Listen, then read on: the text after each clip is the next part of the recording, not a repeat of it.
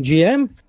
So before getting, I am Abhirup Banerjee, and my project was about how Solana is scaling without breaking.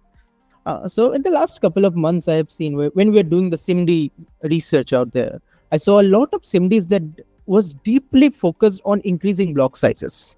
And then we had a talk about Alpenlgow and how Alpenlgow is going to help in scalability. And that's what made me come into this research that there is a big race about like getting a better throughput and how all the things SIMD and Alpenlgow is going to combine together and work in harmony. So yeah, too many transactions and not enough block space. That is a big problem we have. Imagine Solana as a highway and cars are transactions. And right now, the highway is fast, but the traffic, as traffic is building up, it jams. So my research will be exploring two ways Solana plans to fix this problem: make the highway bigger or make the highway smarter. So the first thing is getting into SIMDs. So SIMDs, the last three SIMDs that did propose a better block sizes, a bigger block sizes, were 0256, 0286, and 0306. So what they did was they tried to raise Solana's block limits from 48 million CU to 60 million, and then eventually to 100 million. So it's like adding more lanes to a road. So you're making the highway bigger, so more transactions can fit in. But is that something which is truly beneficial? So whenever there is like the higher computation is as higher computation is required, because whenever you are going to a 100 million CU, a higher computation is required. That requires the validators to have a bigger and more better machines to work with. So richer validators are getting more incentivized and they can perform better in the voting.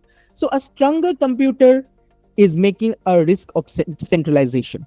So that's a drawback that we are getting here.